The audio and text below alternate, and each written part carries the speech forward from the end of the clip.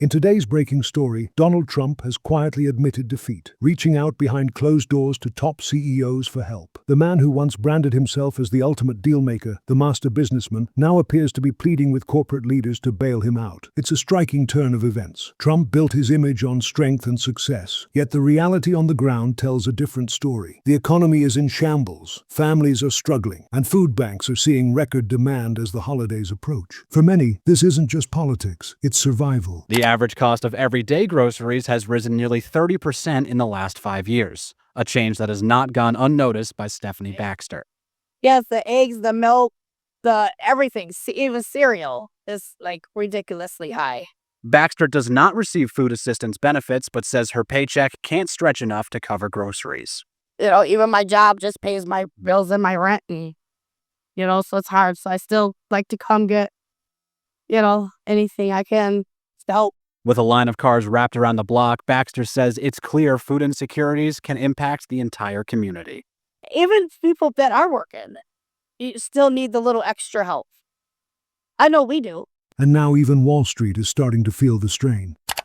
This morning, investors on Wall Street are hoping to recover today after stocks had their worst day in a month. Right now, U.S. futures are a whole lot of red going on there. So, quick translation, not great. Investors are bracing, though, for a flood of delayed economic data after the government shutdown ended. I want to bring in CNN's Matt Egan. So, Matt, look, Thursday was not the best day for investors, but just take us through some of the dynamics that we're looking at here. Well, look, Omar, Wall Street is really suffering some significant turbulence this week. You're looking at live U.S. stock futures signaling some more selling today, almost a 1% decline for the S&P 500. Yesterday, the Dow lost almost 800 points. The NASDAQ was down by more than 2%. You mentioned the worst day for stocks in over a month. And Wall Street's fear gauge, the VIX Volatility Index, it surged to the highest level in 1 month. So there's a few things going on here. First off, Wall Street's hopes of another interest rate cut at the next Fed meeting in December, those hopes are fading. So a month ago, this looked like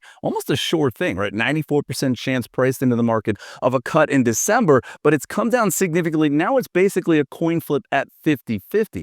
And there's been this growing divide at the Federal Reserve. A number of Fed officials have come out in the last few days, and they've basically said, look, we need to tap the brakes on interest rate cuts because inflation is still too high. There's other Fed officials who are still clamoring for a cut because they're worried about real weakness in the job market. So that is just adding to the concern among investors. It's also piling even more pressure on the biggest stars in the stock market, right? That's big tech and artificial intelligence companies.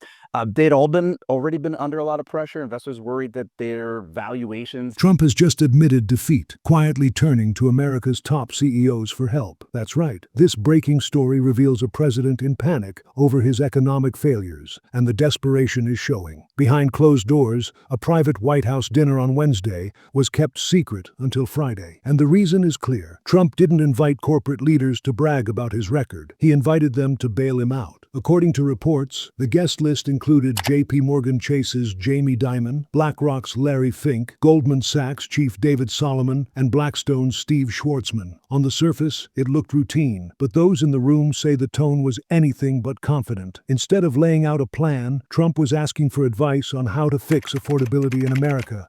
It's a stunning reversal. For years, Trump sold himself as a business genius and master negotiator. Yet here he was, quietly asking CEOs how to manage the economy and rein in the cost of living. One executive summed it up bluntly. He spoke a lot about affordability and what we can do to address it. That's not the voice of a president leading the economy. That's the voice of a president looking for a lifeline. Trump even floated a prediction of 6% economic growth, comparing himself to Reagan and Clinton. But behind the scenes, CEOs admitted they don't buy it. The Atlanta Federal Reserve's most optimistic forecast is just 4%. According to the Post, even Trump's own advisors don't believe his projections. They're worried about the affordability crisis, worried about voter backlash, and worried about the 2026 midterms. But they won't say it out loud because he's surrounded by yes men. Some CEOs tossed out ideas like opening markets so more Americans could put retirement savings into stocks. But the fact that Trump is asking for ideas at this stage of his presidency says it all. A confident president announces solutions. A desperate one asks others to come up with them.